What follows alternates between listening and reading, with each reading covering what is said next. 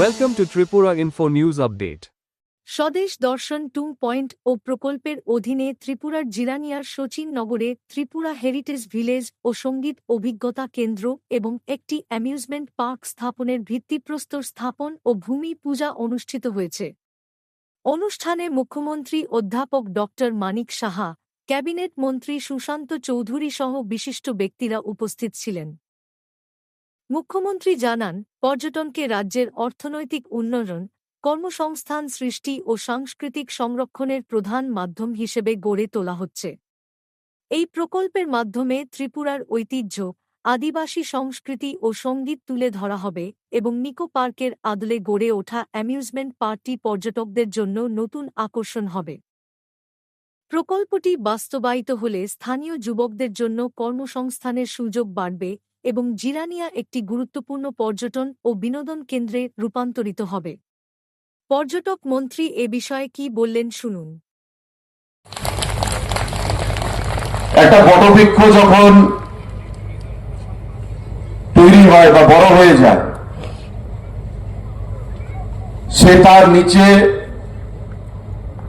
তার সাশ্রয়ে, তার আশ্রয়ে অনেক মানুষকে সেখানে সাহায্য করে থাকে, ছায়া দিয়ে, অক্সিজেন দিয়ে, বিভিন্নভাবে।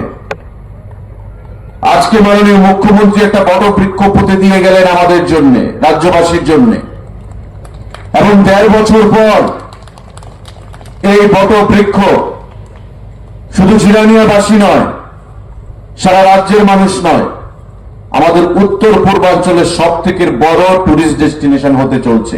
আমি ব্যর্থহীন ভাষায় আজকে সেটা বলে দিয়ে যাচ্ছি। কারণ আমার মনে আছে,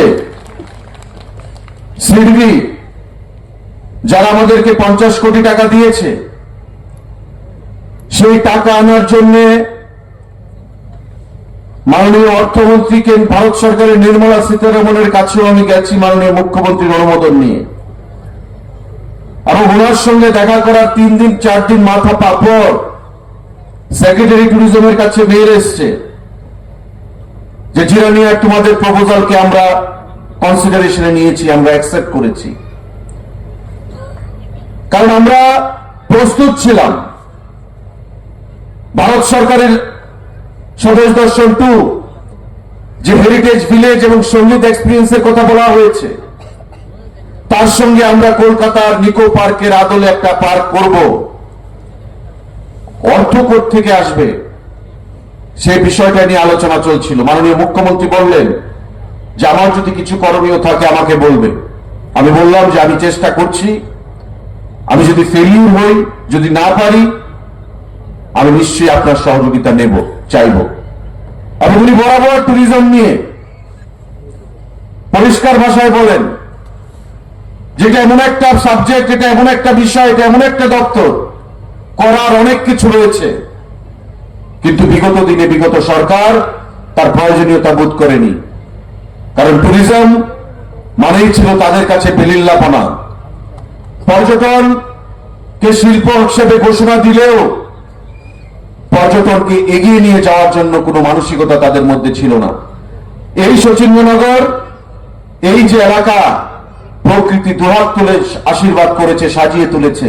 আজকে মাননীয় মুখ্যমন্ত্রীকে আমি বলছিলাম যে মাননীয় মুখ্যমন্ত্রী, এটা সম্পূর্ণ একটা জঙ্গল ছিল।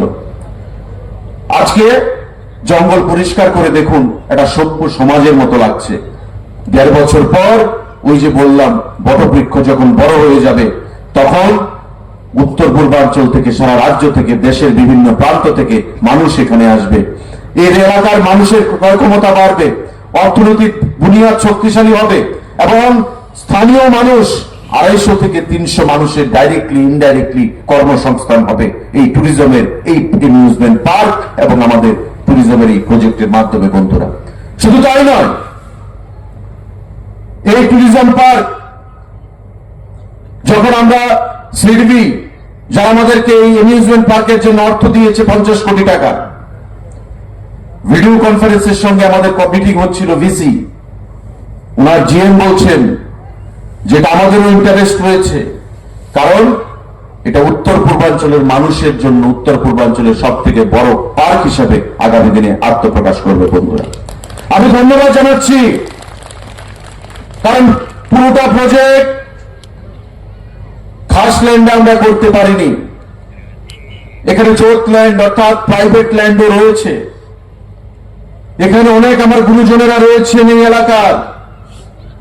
প্রায় 23 একরের উপর জায়গা প্রাইভেট ল্যান্ড উন্নয়নের স্বার্থে তারা আমাদেরকে প্রদান করেছে। যখন আমরা কথা বললাম, অনেকের মধ্যে সেখানে একটা ডাউট ছিল, আসলে কি হবে, বিগত দিনের অভিজ্ঞতা ভালো নয়।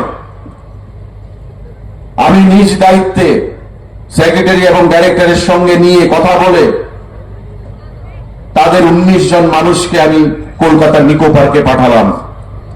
আপনারা যান, নিকো পার্কে গিয়ে দেখে আসুন যে আমরা কি করতে চাইছি। কারণ তার আদলে যদি আমরা এখানে করি, আপনাদের মধ্যে যদি কনফিডেন্স না আসে, বিশ্বাস না আসে, তবে আপনারা জমি দিতে সক্ষম হবেন না, জমি দিতে চাইবেন না, পারবেন না। আপনার কনফিডেন্সটা প্রথম আসতে হবে। আর কোন জিনিস আমি যদি বিশ্বাস নিয়ে না করি, কনফিডেন্স নিয়ে না করি, তবে কোনো অবস্থাতে সফলতা আসতে পারে না। ওদেরকে নিকো পার্কে আমি পাঠালাম, সমস্ত খরচ আমরা বিয়ার করলাম। ওরা নিকো পার্কে গিয়ে এই ব্যবস্থাপনা দেখে আমাকে সেখান থেকে ফোন করে বললেন, বাবু আগামী কালকেই কাজ শুরু করে দাও, এসেই সমস্ত জায়গা দিয়ে দেব। কারণ এই জায়গা পড়ে রয়েছে বছরের পর বছর। আমার জন্ম হয়েছে, আমার বাবার এখানে আমি জন্মস্থান। এই জঙ্গলই রয়েছে বিগত 40 বছর 50 বছর ধরে, কোনো উন্নয়ন হয়নি। জায়গা নিয়ে যাও, প্রজেক্ট তৈরি করো, শুধু এটা দেখবে যাতে আগামী দিনে আমার যারা উত্তরসূরিরা আছেন, আমার নেক্সট জেনারেশন, তারা যেন কিছু করে বাঁচতে পারে, খেয়ে বাঁচতে পারে। এই জিনিসটা তোমরা শুধু লক্ষ্য রাখবে। কারণ এই জমি থেকে আমাদের বছরে 20,000, 25,000, 30,000 টাকার বেশি আমরা আর্ন করতে পারি না। আমি বললাম যে বছরে 20,000, 30,000 টাকা পাচ্ছ, মাসে 15,000, 20,000, 25,000 টাকার ব্যবস্থা করে দেব। এক বাক্যে তারা রাজি হয়ে আমাদেরকে প্রায় 23 একর জায়গা আমাদেরকে প্রদান করে দিলেন, ট্যুরিজম দপ্তরকে প্রদান করে দিলেন। কাগজপত্র যেগুলো হয়ে গেছে 23 একরের উপর জায়গা। আজকে ভাবুন, কেউ মহাভারতের যুদ্ধে আমরা কি দেখেছিলাম, বিনা যুদ্ধে নাহি দিব সুচাগ্র মেদিনী।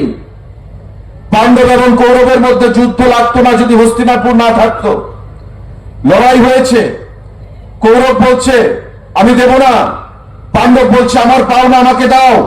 কৌরবরা বলছে দেব না, বিনা যুদ্ধে নেহি দিব সুচাগ্র মেদিনী। সুচ পরিমাণ জায়গা আমি দেব না, যুদ্ধ করে নিতে হবে। সেই মহাভারতের কথা। আর আজকে ওই 23 একর জায়গা বিনা স্বার্থে, শুধু তাদের ভবিষ্যতের স্বার্থে, আগামী প্রজন্মের স্বার্থে, উন্নয়নের স্বার্থে, এলাকার উন্নয়নের স্বার্থে এলাকার ওই গুরুজনেরা তারা আমাদেরকে প্রদান করেছেন। আমি তাদের প্রত্যেককে হৃদয়ের অন্তঃস্থল থেকে, দপ্তরের তরফ থেকে, আমার সরকারের তরফ থেকে সাধুবাদ জানাচ্ছি, নমস্কার জানাচ্ছি। তাদের চরণে আমার কোটি কোটি প্রণাম আমি নিবেদন করছি, তাদের এই বড় মানসিকতার জন্য। বন্ধুরা, এই দুটো প্রজেক্ট, হেরিটেজ ভিলেজ এবং সঙ্গীত এক্সপিরিয়েন্স, আপনারা দেখেছেন আমাদের ভিডিওতে। আমাদের রাজ্যের শচীন দেববর্মন, কৃতি সন্তান, কিংবদন্তি আইরি বর্মন, তাদের গান, রবীন্দ্রনাথের ত্রিপুরা সফর, তার সঙ্গে যুক্ত শেষ মেমোরিজ গুলো, ইতিহাসগুলো তুলে ধরা হবে। একদিকে ইকো ট্যুরিজম, যেটা হেরিটেজ ভিলেজ বলা হচ্ছে, অ্যাকচুয়ালি সেটা হচ্ছে ইকো ট্যুরিজম। ইকো ট্যুরিজমে লভার থাকবে, ক্যাফেটেরিয়া থাকবে, আমাদের ওয়াটার বডি থাকবে বোটিং এর জন্য, পাশাপাশি amusement park, water park, adventure park, যেটা নিকো পার্কের আদলে। মডার্ন ট্যুরিজম এবং আমাদের হেরিটেজ ভিলেজ ইকো ট্যুরিজম যৌথভাবে পর্যটকদেরকে আকৃষ্ট করবে এই এলাকার মধ্যে, এবং উত্তর পূর্বাঞ্চলের মধ্যে একটা বড়, সব থেকে বড় টুরিস্ট ডেস্টিনেশন হিসেবে এটা আত্মপ্রকাশ করবে। বন্ধুরা, মাননীয় মুখ্যমন্ত্রীকে আমি বলেছি আমাকে 2 বছর সময় দিন। উনি আমাকে সেদিন বললেন তোমার কিন্তু 5 মাস চলে গেছে। আমি বললাম যে have faith on me honourable chief minister. আমাকে 2 বছর সময় দিয়েছেন, আগামী 1.5 বছরের মধ্যে এই প্রজেক্টগুলো আমরা সম্পন্ন করব। তার বাইরে স্পিরিচুয়াল ট্যুরিজমের আমাদের কাজ চলছে বন্ধ আর উদয়পুরে। 51 শক্তিপীঠ, যারা সনাতনী অংশের মানুষ, আমাদের জীবদ্দশায় আমরা 51 শক্তিপীঠে কেউ আমরা যেতে পারবো না। কোনোটা রয়েছে শ্রীলঙ্কা, কোনোটা পাকিস্তান, কোনোটা আফগানিস্তান, কোনোটা বাংলাদেশ, ভারতের বিভিন্ন প্রদেশে। আমরা কেউ 51 শক্তিপীঠে আমরা যেতে পারবো না আমাদের জীবদ্দশায়। ভারত সরকারের অর্থানুকূল্যে আমাদের সেখানে 51 শক্তিপীঠের কাজ চলছে, শুরু হয়ে গেছে। আগামী 1.5 বছরের মধ্যে সেটাও কমপ্লিট হয়ে যাবে বন্ধুরা। আমাদের ছবি মোড়া, আমাদের 9 কোটি এশিয়ান ডেভেলপমেন্টের ব্যাংকের তত্ত্বাবধানে আমাদের কাজ চলছে। আগামী বছর খানেকের মধ্যে সেগুলো কমপ্লিট হয়ে যাবে। তার বাইরে আরো অনেক ছোট বড় প্রজেক্টের কাজ আমাদের চলছে, যেগুলো সম্পূর্ণ হলে ত্রিপুরা রাজ্য শুধু উত্তর পূর্বাঞ্চলের নয়, একটা ভারতবর্ষের, যেটা চাকমা সাহেব বলেছেন আমাদের সেক্রেটারি, যে টুরিস্ট ফুটফল, বিদেশি টুরিস্ট ফুটফল উত্তর পূর্বাঞ্চলে সিকিমের পর হচ্ছে ত্রিপুরা রাজ্য। আমরা বিশ্বাস করতে পারিনি, কিন্তু ministry of tourism, government of India সেই তথ্য আমাদেরকে তাদের বুকলেটে প্রদান করেছে, এবং ফরেন টুরিস্ট ফুটফলে সিকিমের পর হচ্ছে আমাদের রাজ্য ত্রিপুরা। এটাও সঠিক যে বর্তমানে বাংলাদেশের সঙ্গে আমাদের একটা সম্পর্ক যেটা আগের মতো নয়, সেখানে যে একটা আপসেট পরিস্থিতি রয়েছে রাজনৈতিকগতভাবে, সেটা পর্যটকদেরকে এখানে আসতে বাধা দিচ্ছে। তারপরেও ত্রিপুরা রাজ্য আমরা 2য় স্থান অধিকার করেছি ফরেন টুরিস্ট ফুটফলে সিকিমের পর বন্ধুরা। উত্তর পূর্বাঞ্চলে এবং সারা দেশের মধ্যে একটা বিশেষ জায়গা আমাদেরকে নিতে হবে, এবং পর্যটনের মাধ্যমে যে livelihood earning, revenue generation, GSDP, সেগুলো আমাদের বৃদ্ধি পাবে আগামী দিনে। আমাদের এই প্রজেক্টগুলো যখন সারা ত্রিপুরা রাজ্যে মাথা তুলে দাঁড়াবে বন্ধুরা, 1 থেকে 1.5 বছরের মধ্যে আমরা সেই প্রজেক্ট ত্রিপুরা রাজ্যের মানুষের জন্য, ভারতবর্ষের মানুষের কাছে আমরা উৎসর্গ করব বন্ধুরা। মাননীয় মুখ্যমন্ত্রীকে আমি সেটা কথা দিয়েছি দপ্তরের মন্ত্রী হিসাবে। আজকের এই প্রজেক্ট মাননীয় মুখ্যমন্ত্রীর হাত ধরে আমরা শিলান্যাস করলাম, এবং এটা খুবই আনন্দের যে অনেক মানুষ এখানে যারা মাইকের সাউন্ড পায়নি কখনো, পিকনিকের সময় এলাকাতে অনেক পিকনিক জন্য আসে, আগামী দিনে যখন এই পার্ক হয়ে যাবে, এই এলাকার যুব সমাজ, এই এলাকার মানুষের অর্থনৈতিকভাবে একটা বিশালভাবে স্বাবলম্বী তারা হতে পারবে। এবং রাজ্যের মন্ত্রী হিসাবে এবং আপনাদের এলাকার বিধায়ক হিসাবে আমি মনে করব যে রাজ্যের মানুষের জন্য, এলাকার মানুষের জন্য আমি সেটা করতে পেরেছি মাননীয় মুখ্যমন্ত্রীর আশীর্বাদ নিয়ে, মাননীয় মুখ্যমন্ত্রীর সহযোগিতা নিয়ে এবং ওনার অনুপ্রেরণা। প্রতিটি ক্ষেত্রে আমি যখনই বলি যে আমার পর্যটনের এই রয়েছে, আপনাকে আসতে হবে, একটু বলতে হবে, একটু করতে হবে, পরিষ্কার ভাষায় বলেন, আমিও তো সেটা চাইছি। যখন যে সাপোর্ট আমি চেয়েছি দপ্তরের কাছ থেকে, দপ্তরের হয়ে উনি নির্দ্বিধায় সেটা আমাদেরকে প্রদান করেছেন। আমি আশা রাখবো আগামী দিনেও এলাকার উন্নয়নে ওনার এই আশীর্বাদ আমাদের উপর থাকবে, এবং এই প্রজেক্ট যখন সম্পূর্ণ হবে ওনার হাত ধরে আবার আমরা শুভারম্ভ করব এই প্রজেক্টের। অর্থাৎ আজকে শিলান্যাস করে গেলেন, এই প্রজেক্ট সম্পূর্ণ হওয়ার পর ওনার হাত ধরেই আবার এই প্রজেক্ট পথ চলা শুরু করবে রাজ্যবাসীর স্বার্থে, রাজ্যের যুবকদের স্বার্থে, আমাদের সারা দেশে একটা অত্যাধুনিক পর্যটন ক্ষেত্র আমরা গড়ে তুলতে পারি।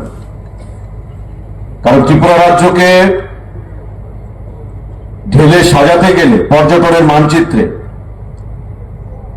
একদিকে যেমন নতুন পর্যটন ক্ষেত্র তৈরি করতে হবে, পাশাপাশি যে পর্যটন ক্ষেত্রগুলো বর্তমানে অস্তিত্বে রয়েছে তাদেরকে আরো সুন্দর করে, সাবলীল করে, নতুন পরিকাঠামো যুক্ত করে সামনের দিকে এগিয়ে নিয়ে যেতে হবে। আমার মনে আছে ওই সময় এই প্রস্তাব দিয়ে যখন আমরা এসেছিলাম, স্থানীয় অনেক মানুষ, প্রাথমিক আমার স্থানীয় অনেক মানুষ আদৌ কি হবে কি হবে না, কারণ বিগত দিনে তাদের যে অতীত অভিজ্ঞতা সেটা সুখকর ছিল না। পরবর্তী সময়ে 2023 সালের নির্বাচনের পর মাননীয় মুখ্যমন্ত্রী যখন দ্বিতীয়বার মুখ্যমন্ত্রী হিসেবে আসীন হলেন, আমাকে পর্যটন দপ্তরের দায়িত্ব দেওয়া হলো, এবং সারা রাজ্যে মাননীয় মুখ্যমন্ত্রী আজও বলেন যে এটা এমন একটা ক্ষেত্র, এই ক্ষেত্র দিয়ে রাজ্যের পরিকাঠামো, রাজ্যের অগ্রগতি, রাজ্যের ভবিষ্যৎকে পরিবর্তন করে দেওয়া যায়। সেই দিশায় পর্যটন দপ্তর, ভারত সরকার, এডিবি, সিডিবি সবাইকে সঙ্গে নিয়ে আমরা কাজ করছি এবং তারই প্রতিফলন আজকে এই শচীন্দ্রনগর এলাকায় দুটো প্রজেক্ট একসঙ্গে ইন্টিগ্রেটেড করে, যুক্ত করে মাননীয় মুখ্যমন্ত্রীর উপস্থিতিতে তার শুভ শিলান্যাসের কর্মসূচি। মঞ্চে যারা উপস্থিত আছেন, Subscribe to Tripura Info and press the bell icon so that you never miss any latest updates and news on Tripura.